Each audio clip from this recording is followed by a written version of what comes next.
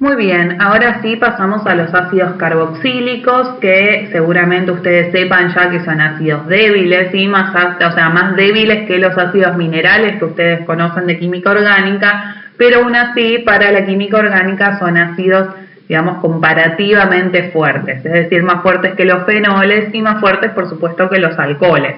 Entonces tenemos que explicar a qué se debe esta gran acidez relativa del grupo funcional ácido carboxílico, ¿sí? Y bueno, obviamente, digamos, siempre está la solvatación, lo mismo que habíamos visto en los alcoholes, que se solvataba el anión alcóxido, pero bueno, en este caso evidentemente tenemos que encontrar algunas cosas adicionales que justifiquen esta gran acidez relativa.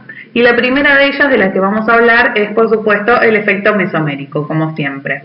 ¿Sí? Si ustedes ven en esta primera figura las estructuras resonantes de la forma ácida, ven que puedo plantear dos estructuras resonantes, pero en la estructura de la derecha ya se observa una separación de carga, ¿sí?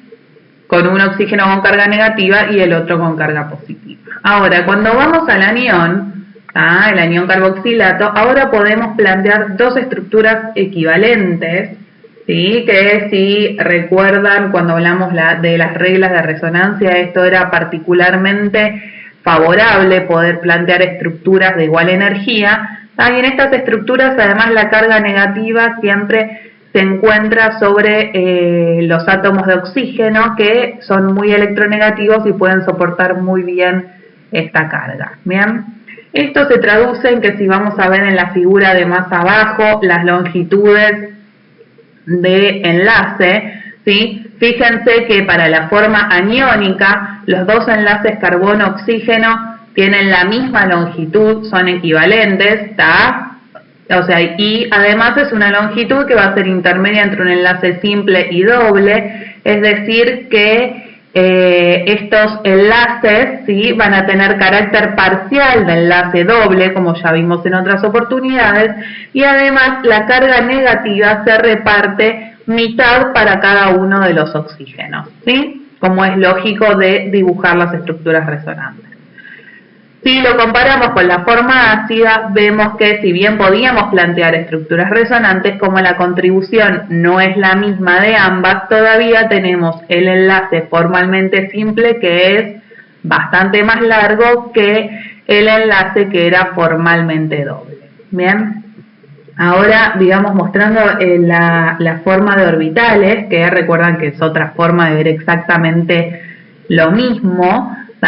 Podemos ver que tanto el carbono como los dos oxígenos tienen una hibridación sp2, ¿sí? Y hay un solapamiento de los orbitales p puros que muestran justamente esta deslocalización electrónica sobre los tres átomos, ¿sí? Bueno, además del efecto resonante, que es con el que clásicamente siempre se explicó la estabilidad del anión, ¿sí? Y la acidez, por lo tanto, de los ácidos carboxílicos, hoy en día se reconoce también un efecto inductivo muy importante, ¿está? ¿Qué sería este efecto inductivo? ¿Sí? Acá fíjense que tienen el carbonilo, ¿sí?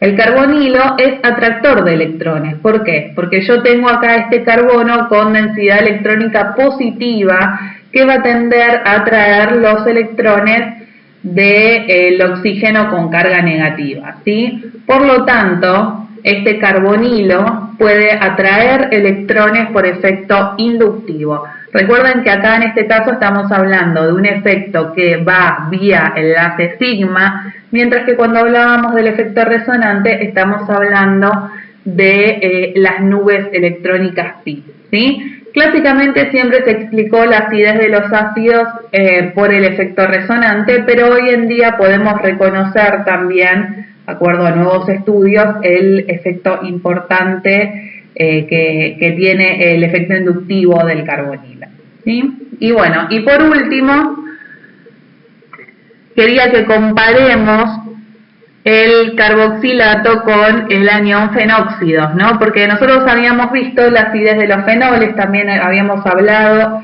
de la estabilización por resonancia del fenóxido y ya que los fenoles son mucho menos ácidos que los ácidos carboxílicos, debe haber una diferencia en las estructuras resonantes que justifique esto. Entonces, ¿cuál es el tema acá? ¿Sí? Porque acá, si ustedes cuentan la cantidad de estructuras resonantes, yo puedo plantear muchas más estructuras resonantes que las que había planteado para el carboxilato.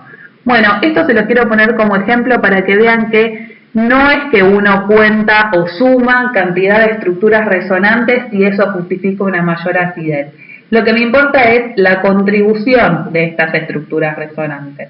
Entonces, acá en el caso del fenóxido van a tener una primera estructura, ¿sí?, en la que el oxígeno soporta la carga negativa, el átomo muy electronegativo, mientras que en las estructuras siguientes, fíjense que la carga negativa queda sobre el carbono y eso comparativamente es mucho menos favorable y esas estructuras son menos contribuyentes, ¿sí? Por otro lado tenemos el carboxilato que, como dijimos, son dos estructuras de igual energía donde además la carga negativa está sobre los oxígenos, ¿sí?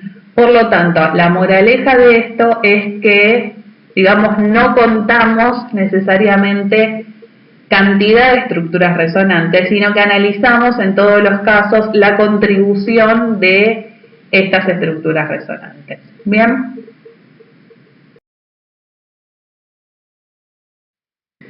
Muy bien, y ahora vamos a hablar nuevamente, pero para los ácidos carboxílicos, de los efectos de los sustituyentes, ¿sí? Entonces, comenzando ya cuando hay un cambio de hidrógeno a un resto alquílico, ¿sí?, cuando pasan del ácido fórmico al ácido acético. Yo creo que esto no se los comenté antes, pero los grupos alquílicos son dadores de electrones por efecto inductivo, ¿sí? Porque, a ver, si ustedes recuerdan cuando hablábamos de las diferencias de electronegatividad, si bien los enlaces carbono-hidrógeno se pueden considerar prácticamente no polares o son muy poco polares, ¿sí? Sí hay una pequeña densidad electrónica positiva sobre el átomo de hidrógeno, ¿sí?, y una pequeña densidad electrónica negativa sobre el átomo de carbono, que es el más electronegativo de los dos comparativamente. Entonces, esa densidad electrónica negativa sobre el átomo de carbono la puede donar, ¿sí?, en este caso al grupo carboxilo del ácido, ¿sí? Por eso los grupos alquílicos se consideran dadores de electrones por efecto inductivo.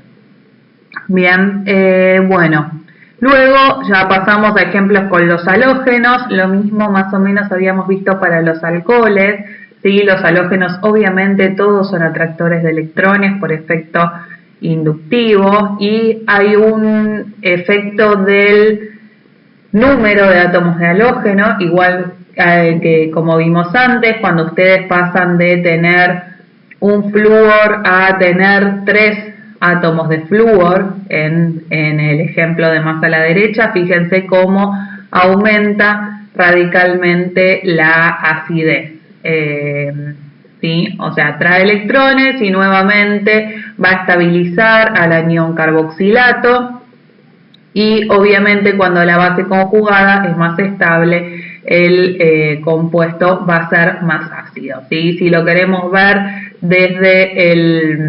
desde la forma ácida, cuando yo atraigo electrones, el enlace oxígeno-hidrógeno va a estar mucho más polarizado y ese hidrógeno se va a liberar con mayor facilidad. Bien, bueno, entonces más allá del efecto del número de átomos de halógeno, también tenemos un efecto con la proximidad. Si miran los ejemplos de más abajo, cuanto más cerca de nuestro grupo de interés, en este caso el carboxilo, esté el halógeno, en este caso el cloro, mayor es su efecto sobre la acidez, ¿sí? Recuerden nuevamente que el efecto inductivo es un efecto de corto alcance, por lo tanto su eficiencia, digamos, cae rápidamente cuando yo me voy alejando en los enlaces, ¿sí? Fíjense la diferencia tan importante en correr el átomo de cloro a un carbono más de distancia y en alejarlo aún más. Bien, y bueno, lógicamente también tenemos una diferencia que tiene que ver con el tipo de halógeno, porque flúor ustedes recordarán que es más electronegativo que el cloro y por lo tanto tiene una influencia mayor en la acidez, ¿sí? Entonces ahora, bueno, eso lo pueden ver en la tablita de acá, ¿sí? Tienen un ejemplo en el que tienen un triclorometilo como grupo R y un trifluormetilo, y fíjense el aumento también bastante marcado de la acidez cuando el halógeno es flúor en vez de cloro. Bueno, continuando con los ácidos carboxílicos, esta diapositiva está dedicada sobre todo al ácido benzoico. En primer término tenemos para comparar acá el ácido ciclohexano carboxílico, ¿sí? Este no es aromático, por favor se los remarco por las dudas, y el ácido benzoico. Bien, y ya vemos que entre ambos hay un pequeño aumento de acidez en el ácido benzoico. Esto lo podemos asociar a la hibridación distinta del átomo de carbono que está vecino al grupo carboxilo, ¿sí? En un caso es sp3 y en el caso del ácido benzoico el carbono ipso es sp2, ¿sí? Si bien todavía no hablamos de eso, voy a hablar un poquito más adelante, aumenta la electronegatividad digamos, en la dirección de sp3 a sp, ¿está? O sea, los carbonos con hibridación sp2 son comparativamente más electronegativos que los sp3 y eso justificaría este aumento de la acidez en el ácido benzoico, que resulta ser bastante considerable, ¿sí? De todos modos, si los comparamos con el ácido fórmico, fíjense que ambos son menos ácidos, por lo tanto seguimos teniendo este pequeño efecto también dador de electrones, tanto de restos alquílicos como arílicos, ¿sí? En el caso del ácido benzoico. Y luego, cuando tenemos ácidos benzoicos sustituidos, vamos a repasar, digamos, más o menos las mismas cuestiones que estuvimos hablando para los fenoles. Se analizan efectos inductivos y mesoméricos. Acá en el primer caso tienen un grupo 4-metoxi, que recuerdan, si no vuelven algunas diapositivas, que es a grandes rasgos un grupo dador de electrones por efecto mesomérico, y va a disminuir un poco la acidez si lo comparamos con el ácido benzoico. Luego tenemos el efecto del grupo nitro y el grupo atractor de electrones por excelencia en distintas posiciones, y acá se van a combinar el efecto inductivo atractor de electrones y el efecto mesomérico atractor de electrones. ¿Sí? Recuerden que el efecto mesomérico se expresa sobre todo en las posiciones orto y para, ¿tá? A nuestro grupo de interés, al ácido carboxílico. No es tan importante en la posición meta. Para ver eso un poco mejor tienen que plantear las estructuras resonantes. Y en cambio el efecto inductivo, ¿sí? Va a ser muy importante en la posición orto, ya menos importante en la meta y mucho menos importante en la para, por esto mismo que estuvimos hablando, que es un efecto que tiene que ver con la distancia, ¿sí? Por lo tanto, fíjense la diferencia entre el ácido ortonitrobenzoico y el paranitrobenzoico, como el sustituyente nitro en posición orto aumenta radicalmente la acidez, ¿sí? Y eso se debe a que el efecto inductivo se está expresando, digamos, con total intensidad en esa posición, ¿sí?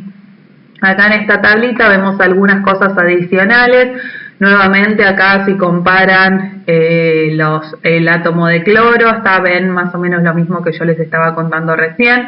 La influencia en la posición 2 en orto es más importante en la acidez. Recuerden que los halógenos son atractores de electrones, ¿no? Por lo que hablamos la otra vez, porque si bien pueden dar electrones por efecto mesomérico, es mucho más importante el efecto inductivo en su caso. Bien, entonces en la posición orto, fíjense cómo es más radical el aumento de la acidez, justamente por el efecto inductivo más cercano a nuestro grupo de interés.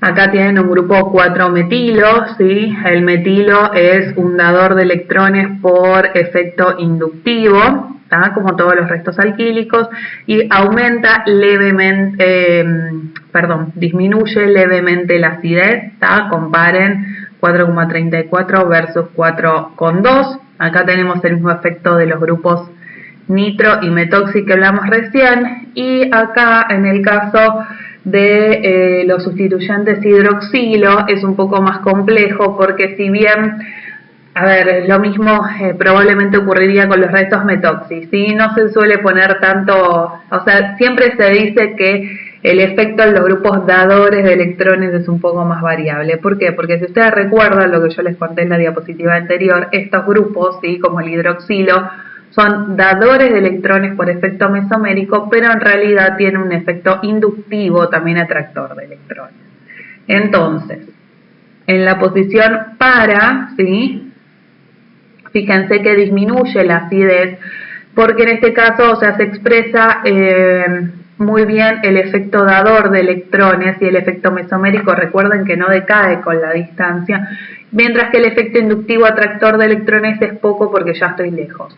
Por otro lado, en la posición orto, fíjense que hay un aumento bastante importante de la acidez, y si bien el grupo puede dar electrones por efecto mesomérico, va a primar seguramente en este caso el efecto inductivo atractor de electrones por la posición tan cercana al grupo carboxilo, ¿sí?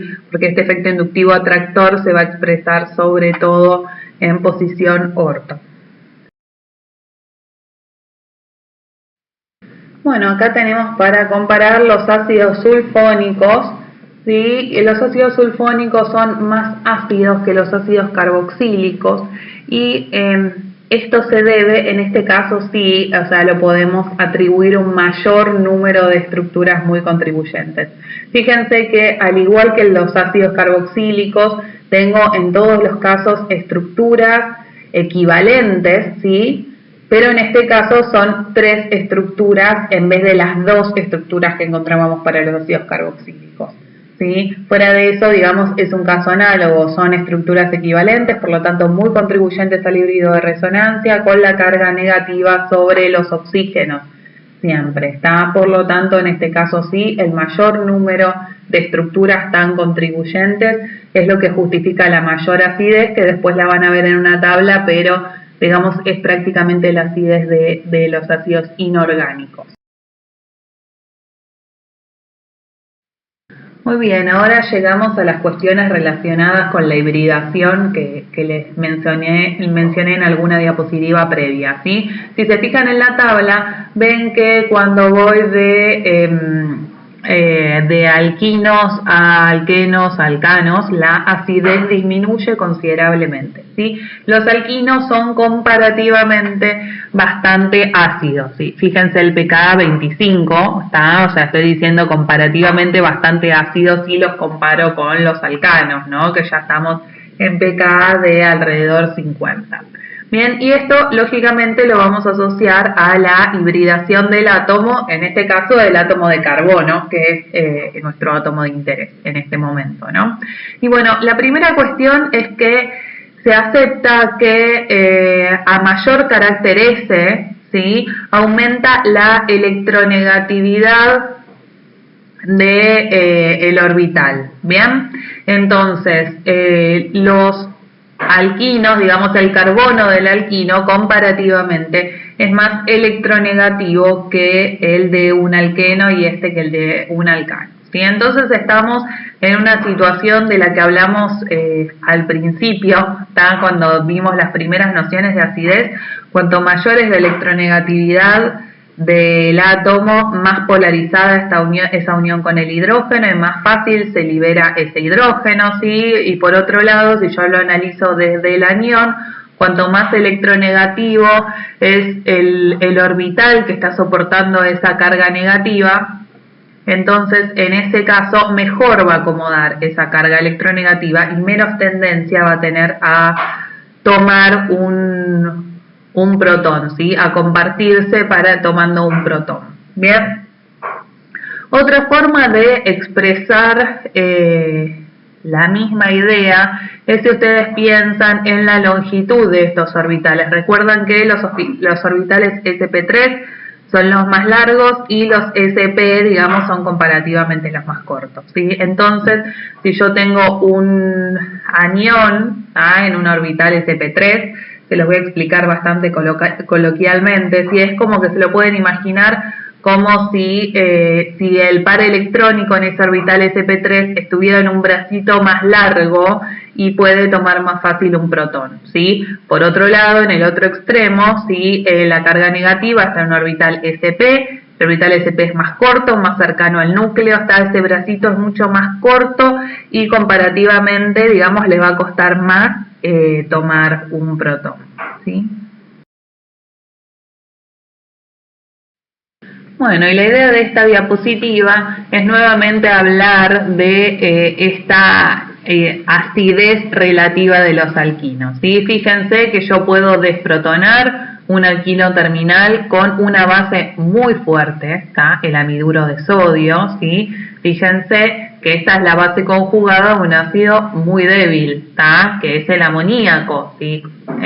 Piensen esto, pKa de 34 para el amoníaco y tengo aproximadamente 25 para un alquino terminal. Bien, por otro lado, también vamos a decir que los alquinos terminales descomponen a los reactivos de Grignard, ¿sí? Estos reactivos organomagnesianos. Descomponen significa que yo voy a perder este reactivo de Grignard para recuperar, digamos, la forma ácida, que en este caso es el metano, ¿sí? Los reactivos de Grignard los pueden considerar hasta cierto punto, digamos, como la base conjugada de un alcano, ¿sí? En este caso el metano, bien, que ya habíamos dicho pKa, bueno, en este caso aproximadamente 60 para que comparen, ¿tá? Por lo tanto, la idea es que si ustedes quieren tener un reactivo de Grignard, no puede haber un alquino en el mismo medio porque se les va a descomponer. Por eso decimos descomponen los reactivos de Grignard.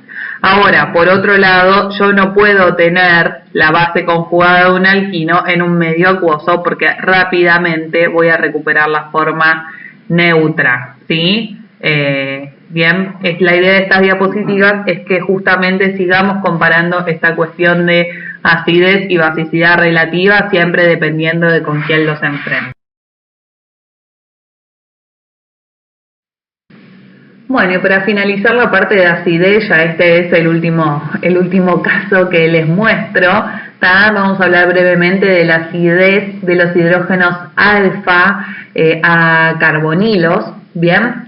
Bueno, en primer término, ¿qué es un carbono alfa y qué es un hidrógeno alfa al carbonilo? Es parte de la nomenclatura tradicional y alfa, digamos, es la posición inmediatamente vecina al carbonilo, como le muestra en esta imagen. Tenemos carbonos alfa e hidrógenos alfa.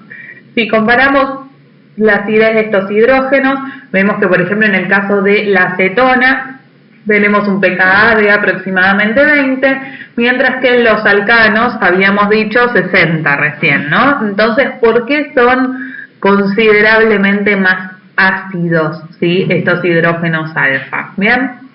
Bueno, esto se explica por las estructuras resonantes que puedo escribir. Yo creo que se los había mostrado brevemente en la clase de resonancia. ¿Sí? Se forma un anión estabilizado que se llama carbanión enolato, ¿sí? Carbanión enolato porque hace referencia justamente a estas dos estructuras contribuyentes al híbrido. Por un lado tenemos la estructura carbaniónica y por el otro lado tenemos una estructura enolato, es decir, lo que sería la base conjugada de un enol, ¿sí? En por el doble enlace y ol, que es lo que vendría de un alcohol. Bien, estas son las dos estructuras contribuyentes. Obviamente, como se imaginarán, el híbrido se parece más a la estructura con la carga negativa sobre el oxígeno electronegativo, ¿sí? Así que estas estructuras resonantes son las que justifican esta acidez relativa aumentada frente a los alcanos. Bien, acá, bueno, esto todavía no es motivo de las clases actuales, pero los carbaniones enolatos son nucleófilos fuertes que van a actuar en estas reacciones de formación de enlace carbono-carbono que vamos a ver más adelante.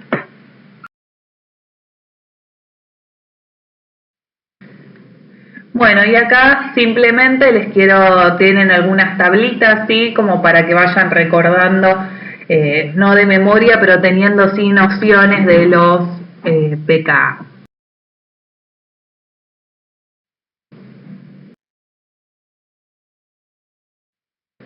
Muy bien, ahora vamos a empezar a hablar de basicidad, ¿sí? Y nuevamente comenzamos de la misma manera, considerando las propiedades periódicas, que van a ver que son prácticamente inversas a las que habíamos mencionado para los ácidos, ¿no? Acá, en este caso, lógicamente, la basicidad ahora va a disminuir con la electronegatividad, ¿sí? ¿Por qué? Porque el átomo más electronegativo va a tener mucho más retenidos sus pares electrónicos y estos electrones entonces van a tener menos tendencia a ser compartidos para captar un protón, ¿sí? Eso visto del punto de la base, obviamente siempre lo podemos ver desde el punto de su ácido conjugado, entonces ahora digamos el catión, ¿sí? El ácido conjugado comparativamente no va a poder estabilizar bien, dispersar bien esa carga positiva, porque recuerden que va a estar sobre un átomo electronegativo al que le gustan mucho los electrones, ¿sí? Y no va a tener mucha tendencia a acomodar esa nueva carga positiva. ¿Está? Por lo tanto, el enlace con el hidrógeno va a estar muy polarizado y se va a volver a liberar fácilmente para recuperar la forma básica, ¿sí? Acá ejemplos clásicos, la diferencia entre el amoníaco, que saben que es una base clásica, y el agua, ¿sí? Que digamos comparativamente es mucho menos básica, y con el mismo razonamiento podemos llegar a comparar las aminas, por ejemplo, que son básicas, como vamos a ver ahora en profundidad, con los alcoholes, ¿sí? Por otro lado, ¿qué es lo que pasa ahora si analizamos dentro de un grupo? Bien, y bueno, y en este caso vamos a ver que el tamaño cuando aumenta el tamaño del átomo, disminuye la basicidad, ¿está? Y esto es una explicación relacionada a la que vimos para ácidos, pero a la inversa, ¿no? Cuanto más grande es ese átomo que tiene los electrones para compartir, más difusos son los orbitales en donde están esos pares electrónicos, ¿sí? Y entonces van a solapar peor con el orbital 1s del átomo de hidrógeno, que es en definitiva el átomo que uno quiere captar, ¿sí? Por lo tanto, digamos, va a ser mucho más dificultoso que capten ese protón, ¿sí? Y el ácido conjugado va a ser comparativamente menos estable y va a tener mucha tendencia a volver a liberar ese protón para recuperar la forma básica. Sí, nuevamente acá tenemos algunas cuestiones para comparar. Obviamente ya conocen nuevamente al amoníaco como una base clásica. Bueno, comenzamos nuevamente por los alcoholes, que como yo les había mencionado, pueden actuar como bases muy débiles, ¿sí? Por supuesto, y protonarse para dar estas sales de oxonio, ¿tá?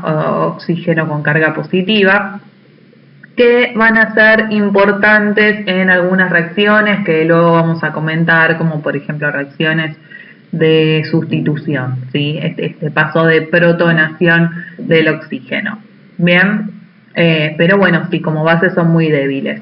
Lo que vamos a analizar, porque son las bases que en realidad tienen mayor importancia dentro de la química orgánica, son las bases nitrogenadas, y acá vamos a analizar efectos, digamos, muy parecidos a los que veníamos analizando para los ácidos. En primer término, vamos a analizar la hibridación del átomo del nitrógeno, ¿sí? Esto va a ser fundamental para separar grupos de compuestos de distinto pKb, bien. Luego nuevamente vamos a tener en cuenta efectos inductivos, mesoméricos y nuevamente la solvatación, que va a ser importante sobre todo en el caso de las aminas alifáticas, ¿sí? Y nuevamente consideraremos los efectos de los sustituyentes, ¿sí? Ahora obviamente esto es inverso a lo que veíamos en los ácidos, exactamente lo opuesto. En este caso los grupos atractores de electrones van a disminuir la basicidad y los grupos dadores de electrones van a aumentar la basicidad del compuesto.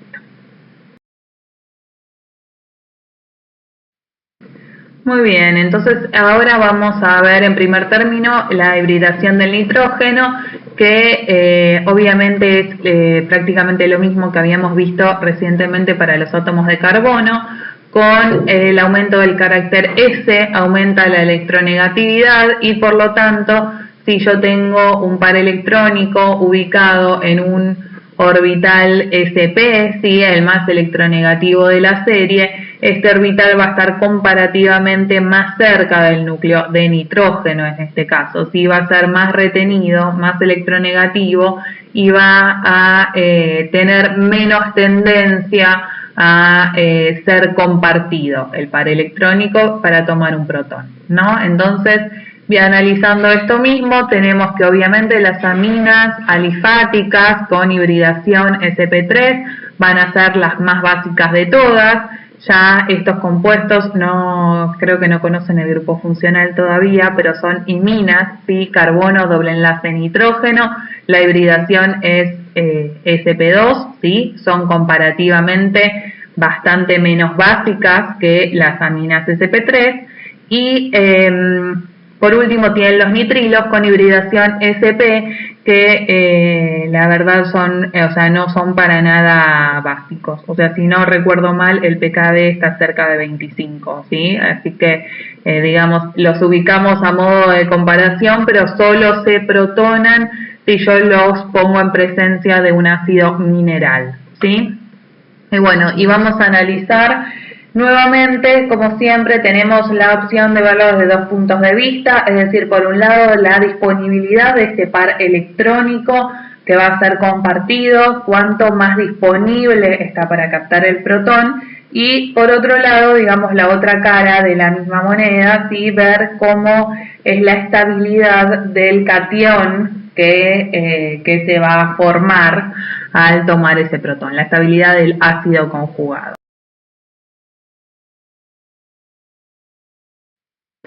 Bueno, para comenzar entonces con las aminas alifáticas, en este caso tenemos dos efectos que se van a contraponer, ¿sí? Por un lado tenemos el efecto inductivo que ya habíamos hablado, que es dador de electrones, que lógicamente va a hacer que el par electrónico de la base acá esté más disponible, ¿sí? Para captar un protón, y por otro lado cuando yo formo un catión, este efecto inductivo dador de electrones va a ayudar a que se disperse la carga y que el catión, es decir, el ácido conjugado, sea más estable, ¿sí? Por lo tanto, podríamos decir que cuantos más sustituyentes tenga ese grupo amino, en principio aumentaría entonces la basicidad de la amina. ¿Bien? Es decir, que pensaríamos que aumenta desde el amoníaco, ¿sí? Hacia aminas primarias, secundarias, y que considerando este efecto uno esperaría que las más básicas fueran las aminas terciarias, ¿sí? Pero ¿qué pasa? Tenemos un segundo efecto que se va a contraponer, que es la solvatación en medios acuosos por formación de enlaces de hidrógeno, ¿sí? En este caso, o sea, la solvatación va a ser más eficiente cuanto yo más átomos de hidrógeno tenga disponibles para formar puentes de hidrógeno, ¿no? Entonces, en este sentido, este efecto estabilizante va exactamente en sentido contrario, ¿sí? Favorecería al amoníaco, luego un poco menos a la amina primaria, a la secundaria y ya prácticamente nada a la terciaria, que cuando forme el catión va a tener un solo hidrógeno disponible para formar ese enlace de hidrógeno, ¿sí?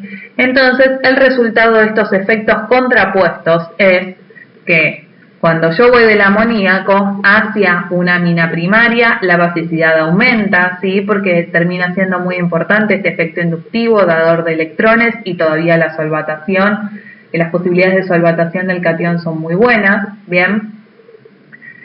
Cuando voy hacia una amina secundaria, aumenta aún más la basicidad, ¿sí? Porque va a primar este efecto inductivo, dador de electrones de dos grupos, ¿sí? Pero cuando voy hacia una amina terciaria, fíjense que cae la basicidad con respecto a la secundaria, y eso se va a deber a las pocas posibilidades de solvatación que yo tengo en el caso de una amina terciaria. La conclusión es que, entonces, las aminas secundarias son las más básicas, ¿sí? Luego, las aminas primarias y terciarias, digamos, depende un poco de cada una de las series. De hecho, yo les puse dos series de ejemplo en donde en la primera, en la de más arriba, para la metilamina, ven que es más básica que la trimetilamina, pero cuando van en la serie inferior, entre la etilamina y la trietilamina, sí, el efecto en ese caso es inverso. Así que podemos decir, aminas secundarias más básicas que primarias y terciarias, aproximadamente, digamos, iguales, dependiendo de cada uno de los casos, y ellos más básicos todos que el amoníaco, ¿sí? Si tenemos que definir una escala.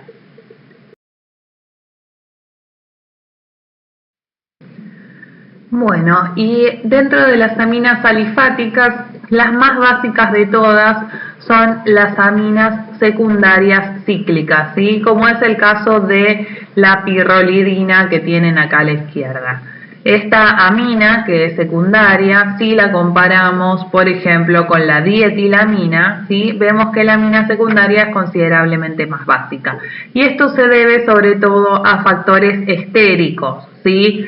Si vamos a ver ahora la amina acíclica, la dietilamina, ven estas flechitas que ven acá que les muestran como el giro de estos enlaces simples, que ya habíamos hablado que pueden girar.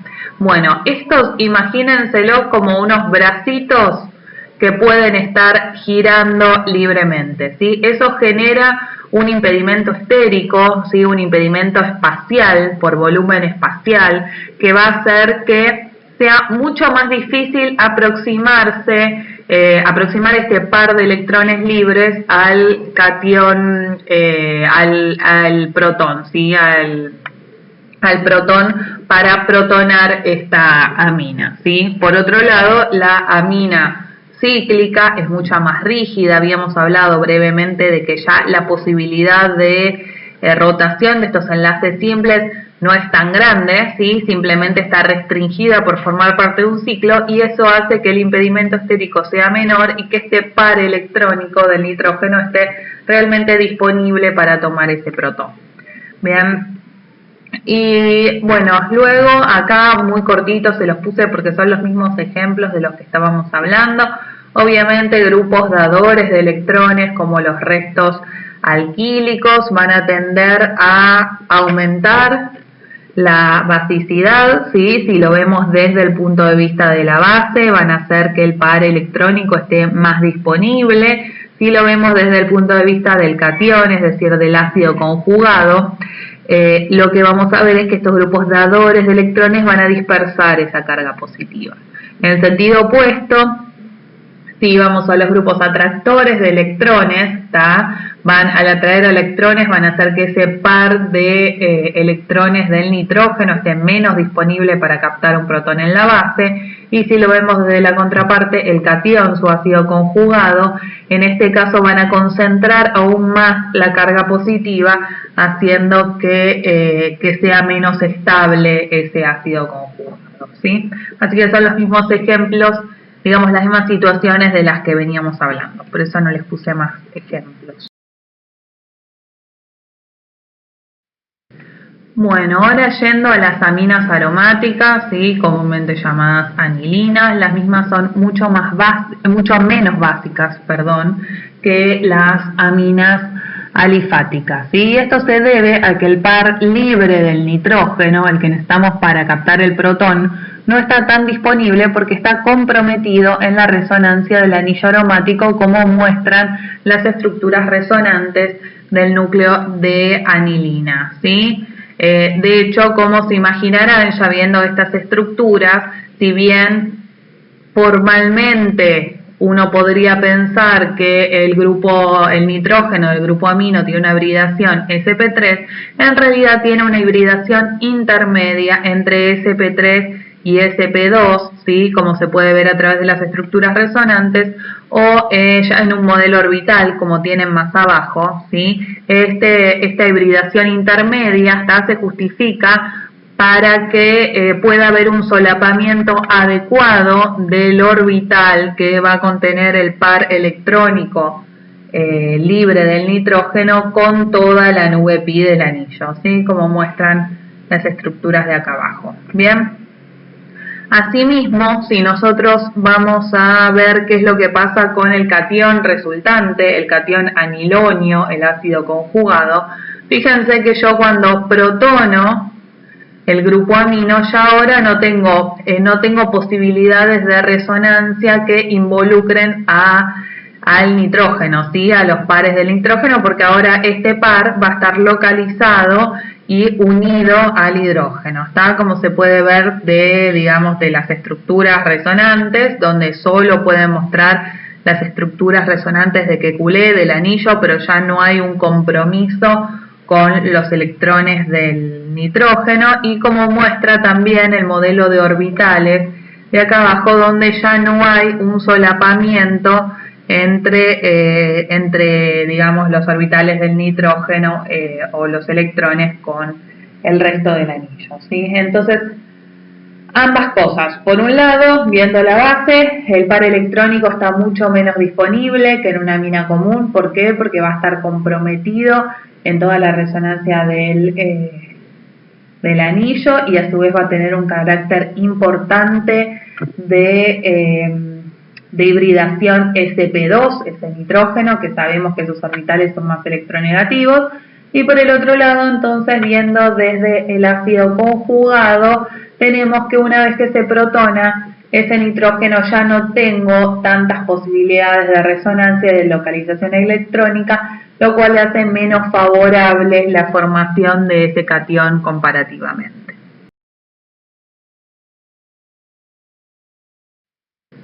Bueno, lo mismo de siempre, acá vamos a ver nuevamente los efectos de los sustituyentes. Entonces, lógicamente, cuando tenemos todos sustituyentes atractores de electrones, y nuevamente el ejemplo clásico, el grupo nitro, va a disminuir la basicidad en este caso. Comparen pKb de la anilina que quedó por acá abajo, 9,38, ¿sí? Y estos pKb son mucho más altos, es decir que es menos básica la anilina correspondiente, y nuevamente tenemos la diferenciación de los efectos según la posición. En la posición para es muy importante, sobre todo el efecto mesomérico, ¿sí? Fíjense que el par de electrones de la anilina se puede deslocalizar sobre el grupo nitro, ¿sí? Mirando estas dos, o sea, estas no son todas las estructuras que se pueden plantear, todas las estructuras resonantes,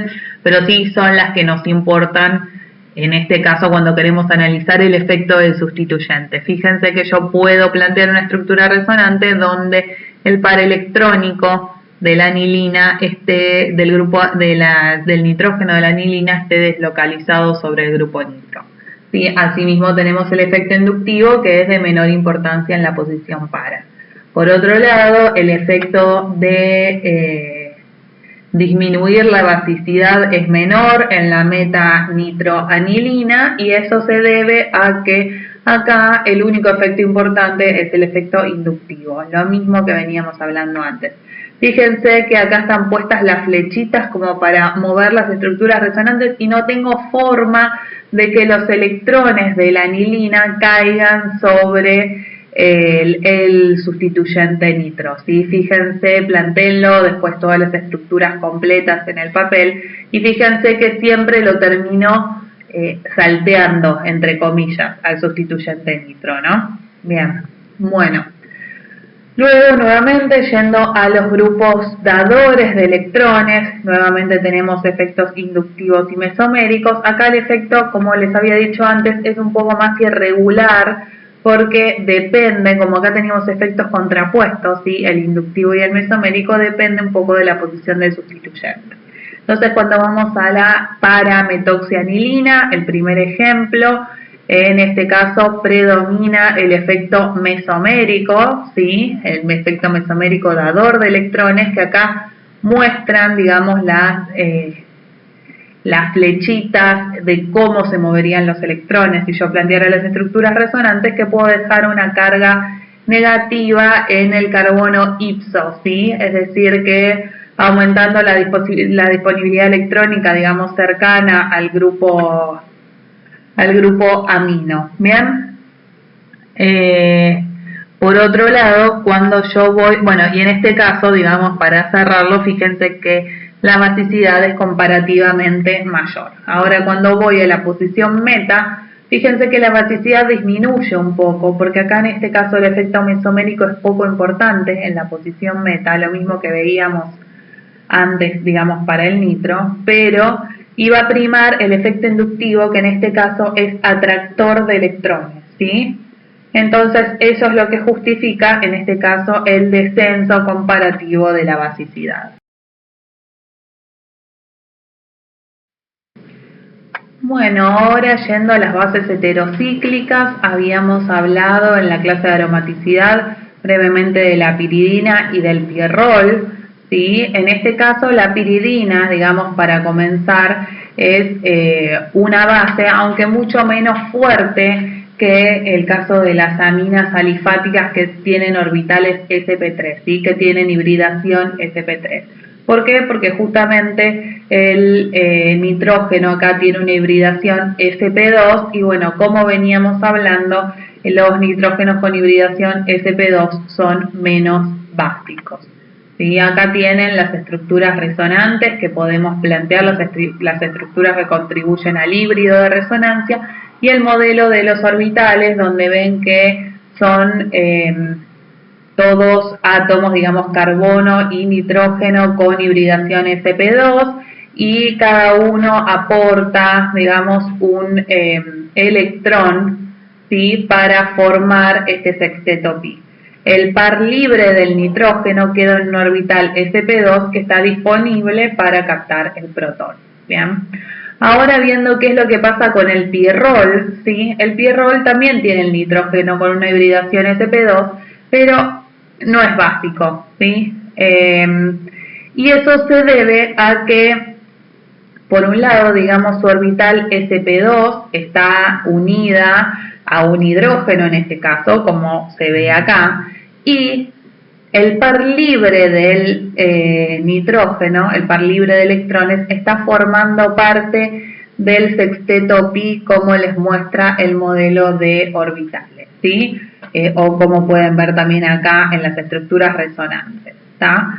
Entonces, para yo captar un protón, en este caso tendría que romper la aromaticidad, ¿sí? Romper esta continuidad de sistema pi, y eso claramente, como se pueden imaginar, sería muy desfavorable.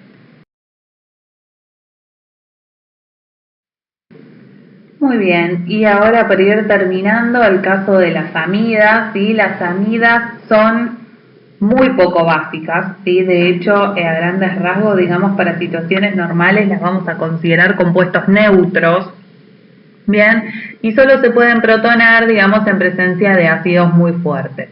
Y esto se debe a que, similar a lo que vimos para otros compuestos, el par electrónico del nitrógeno va a estar comprometido en este caso en la estabilización del carbonilo bencino, ¿sí? O sea, va a estar comprometido en la resonancia del carbonilo, como muestran las estructuras de acá, ¿sí? Eso explica que esté menos disponible, que la hibridación del nitrógeno tampoco sea clásicamente sp3, ¿sí? Sino que sea una hibridación más bien sp2, con una geometría que va a ser muy plana en el caso de las amidas, similares a los alquenos, y con un carácter de enlace doble parcial importante, ¿sí? Si bien no son tan rígidos como los alquenos, claramente acá tengo un carácter de doble enlace parcial importante que incluso puede dar lugar en un montón de casos a que hablemos de EZ en amidas, en este caso, ya no en alquenos. Bien, de hecho, cuando quiero protonar, por ejemplo, una amida, si vemos ahora la parte de abajo de la diapositiva, incluso esta protonación ni siquiera va a ocurrir en el nitrógeno, sino que la protonación de las amidas se da en el átomo de oxígeno, como muestra la parte de la derecha. Y esto lo podemos explicar considerando que si yo protono el átomo de nitrógeno, ahora voy a tener localizado ese par electrónico y ya no voy a poder escribir estructuras resonantes, ¿sí? Y sabemos que la deslocalización electrónica es favorable energéticamente. Por lo tanto, las estructuras preferidas son las que vienen de la protonación del átomo de oxígeno, donde ustedes, si se fijan, yo puedo seguir planteando estructuras resonantes que involucren, en este caso, al par libre de electrones del nitrógeno. Bueno, acá tienen simplemente una tabla, ¿está? Como para que puedan comparar valores y los tengan más presentes.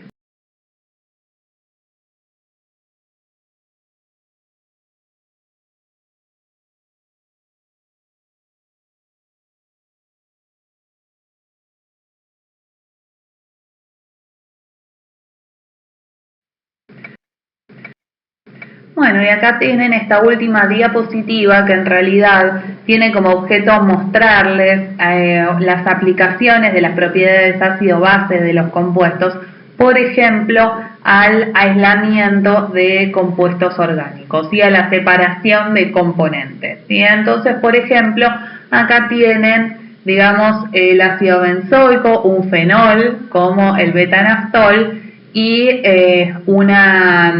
una amida como la acetanilida, ¿sí? Bueno, entonces, y esto lo tienen DCM, es diclorometano, un solvente orgánico, y quieren separar estos componentes.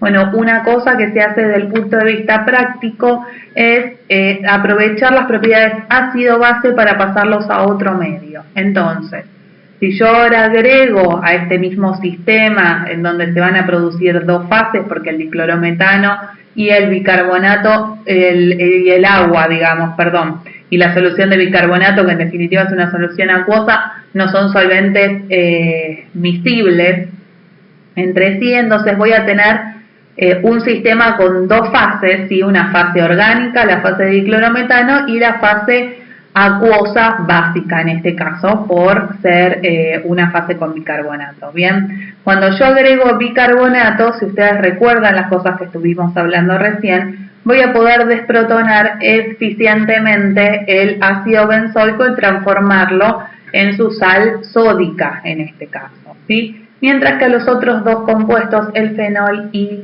la amida, no les va a pasar absolutamente nada porque no les da la acidez para desprotonarse en estas condiciones. Bien, entonces el ácido, que ahora lo tengo como su sal sódica, el benzoato de sodio, ahora va a ser soluble en agua. Esta sal, que antes no era soluble en agua, sí va a ser soluble en agua, ¿sí? Entonces yo lo voy a poder pasar a esta nueva fase acuosa, mientras que los otros dos componentes, el fenol, que permanece protonado, y la amida, van a seguir siendo solubles solo en el medio orgánico y no en el medio acuoso, ¿sí?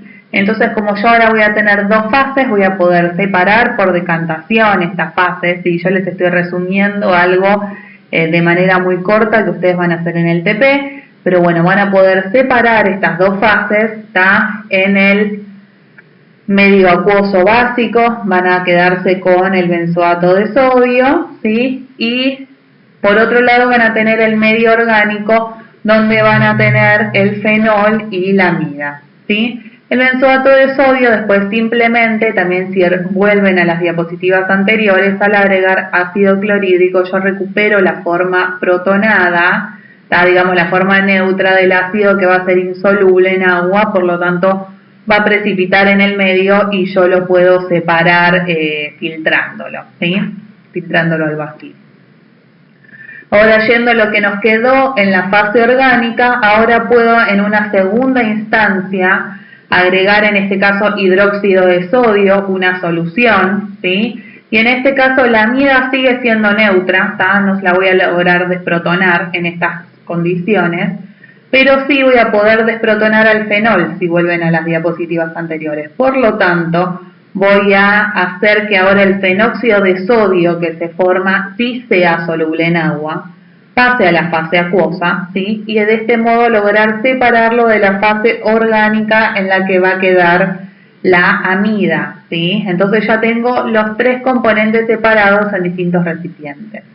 Bueno, el fenóxido de sodio entonces luego lo puedo recuperar en su forma neutra nuevamente, acidificando por ejemplo con clorhídrico, y como les dije antes no era soluble en agua, por lo tanto va a precipitar en el medio y luego lo separo por filtración, ¿tá? En la fase orgánica solo me va a quedar la amida, que yo la puedo recuperar simplemente evaporando ese solvente orgánico. Bien, por lo tanto, esta estrategia práctica, ¿sí?, de extracción ácido-base, lo que nos va a hacer, o sea, lo que hacemos en estos casos es aprovechar las propiedades ácido-base de las sustancias para cambiar su solubilidad en agua, ¿tá?